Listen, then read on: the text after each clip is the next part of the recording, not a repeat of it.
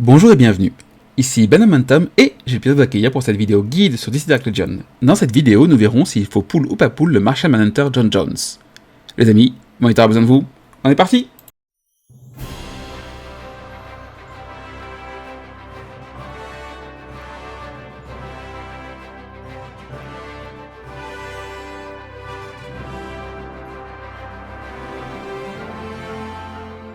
Donc il faut savoir que Martian Manhunter John Jones est un de mes personnages préférés de comics. Mais même en temps partiel, je fais mon mieux pour vous donner le meilleur avis possible, le plus objectif. Donc déjà, il est un outsider. Les outsiders, du coup, augmentent leur PV de 10% et leurs dégâts de contre-attaque de 10%. Donc les outsiders sont des contre-attaques.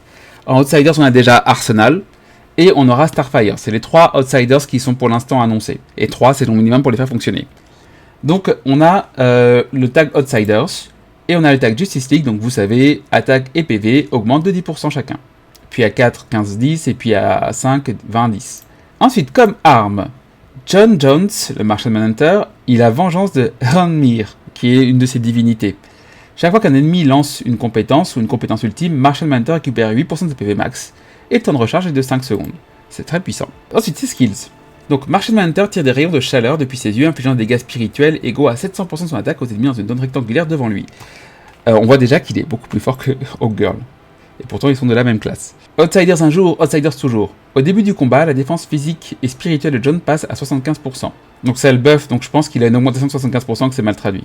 Rempart spirituel augmente l'attaque de 75%. Au début du combat, s'il y a au moins 3 alliés des Outsiders présents, la durée de protection mentale passe à 5 secondes.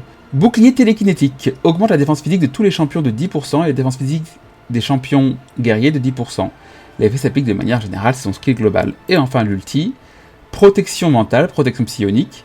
Martian Manhunter lie son esprit à celui de tous ses alliés, leur accordant protection mentale pendant 10 secondes. Lorsque John utilise protection mentale, le fait de subir des dégâts d'attaque de base réduit le temps de recharge de rage de Hrungnir de 2 secondes. Cet effet se déclenche une fois toutes les secondes. Protection mentale, lorsque la cible est touchée par une compétence autre qu'une attaque de base, Martian Manhunter effectue une contre-attaque sur l'attaquant lui infligeant des dégâts spirituels égaux à 500% de son attaque. Ça fait beaucoup. Donc on se souvient, la rage de Hrungnir, c'est ça. Juste, je suis allé faire un tour sur la page anglaise pendant quelques instants, parce que ça me semble bizarre. Donc, il y a un problème effectivement de traduction qui est très important, donc faites attention. Au début de combat, sa défense augmente de 75%, c'est bien increase, donc quand ils disent pas 75%, c'est pas qu'elle est baissée à 75%, mais c'est qu'elle augmente. Et la durée de protection passe à 5 secondes, ce n'est pas exactement ça, c'est qu'elle augmente de 5 secondes, donc elle passe à 15 secondes, le Mind Ward. Voilà, donc voilà, il y a des grosses erreurs de traduction, je suis allé vérifier. Et du coup aussi, se déclenche une fois toutes les secondes, ça c'est bon, c'est bien traduit. Ok, donc, comme je disais, le Martian Manhunter prendra pour moi le rôle d'un Shazam. Si vous voulez investir dedans, il va prendre le rôle de Shazam avec une Justice League. Il va avoir ce rôle de protéger toute la team, attirer un petit peu l'aggro sur lui et pouvoir... Alors lui, il va pas attirer l'aggro sur lui comme le fait Shazam, mais lui, il va pouvoir contre-attaquer dès qu'un allié est attaqué. Donc, mon avis sur le Martian Manhunter. La vidéo sera pas très longue. Je pense que c'est un personnage qui est intéressant si vous avez l'intention, après, de choper Starfire. Si vous n'avez pas l'intention de choper Starfire et de potentiellement jouer des Outsiders, ne le prenez pas. Shazam sera mieux et accomplira son rôle.